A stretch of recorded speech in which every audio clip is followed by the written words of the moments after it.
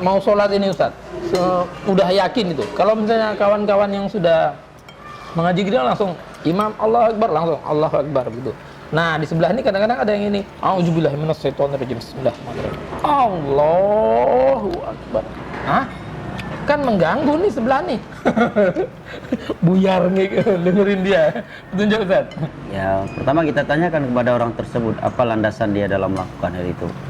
Karena masalah sholat adalah ibadah yang sudah ada petunjuk dengan sempurna dari Nabi kan.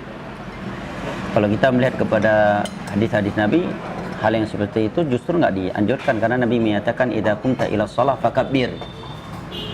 Apabila engkau berdiri untuk sholat maka hendaknya engkau bertakbir. Kata para ulama ini menerangkan bahwa bacaan yang pertama kali kita baca ketika sholat adalah takbiratul ihram, Allahu Akbar. Andai kata ada sesuatu yang perlu dilafadzkan, apakah niat ataukah a'udzubillahi minasyaitonirrajim, untuk dibacakan sebelum sholat, tentu Nabi akan berkata demikian. Kemudian juga dalam hadis Abu Bakar Hurairah dan juga hadis Aisyah Bukhari Muslim, yang pertama kali terdengar dari Nabi setelah takbiratul ihram adalah alhamdulillah. Ini menerangkan andai kata ada sesuatu yang terdengar dari Nabi sebelum takbiratul ihram pasti akan diriwayatkan oleh para sahabat Nabi. Nah, kalau tujuannya alasannya bagus ya nanti jadinya kayak Imam Syafi'i bilang manistahsana faqad syarra, orang yang beragama dengan alasan yang penting tujuan kita baik pasti dia akan buat syariat baru. Bahkan ada sebagian orang bukan hanya a'udzubillah saja, a'udzubillahi minasyaitonirrajim, bismillahirrahmanirrahim, wal 'asri innal insana lafi khusr illa alladziina aamanu wa 'amilus shalihati wa tawassaw bil haqqi. Setelah itu baru niat, setelah itu baru takbir. Nanti datang orang lain baca Al-Baqarah gimana? Enggak mulai pula. Sebelum Allahu Akbar dia imam baca Yasin wal Qur'an sampai selesai Yasin, makmum di belakang sambil nunggu. Kapan ini takbiratul ihramnya? Kacau jadi agama ini.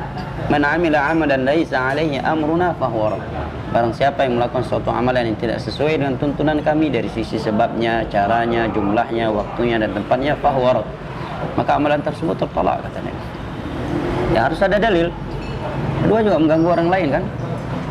4 mazhab tidak menganjurkan niat itu dilafadzkan. Bahkan andai kata orang sholat tanpa niat, dipaksa tanpa niat itu nggak mungkin mampu. Karena Nabi menyatakan innamal a'malu binniyat. Setiap amalan itu pasti ada niat. Kecuali orang yang sedang ketiduran tidak sadar melakukannya. Kalau dia nggak niat sholat nggak mungkin dia bisa sampai ke masjid. Begitu dia keluar dari rumah, apa tujuan dia? Sholat. Niat untuk melakukan sholat. Ketika dia berwudu, ketika dia menuju masjid, selama dia belum melakukan hal-hal yang membatalkan niat, misalkan dengan sengaja di perjalanan dia batalkan niat, saya nggak jadi sholat masjid lah, sholat di rumah aja. Nah, setelah itu dia berangkat lagi, otomatis udah niat baru lagi di dalam hati. Syekhul Islam Ibnu Taimiyah menyebutkan sepakat seluruh para sahabat, para tabi'in, 4 mazhab bahwa niat itu dalam hati. Secara bahasa, secara syar'i dan secara mazhab juga niat itu dalam hati. Tidak ada satupun di antara mereka yang berpendapat niat itu dilafadzkan. Kecuali dalam umrah, dan itu pun bukannya karena Nabi sudah mengucapkan labbaik Allahumma umrah talbiyah.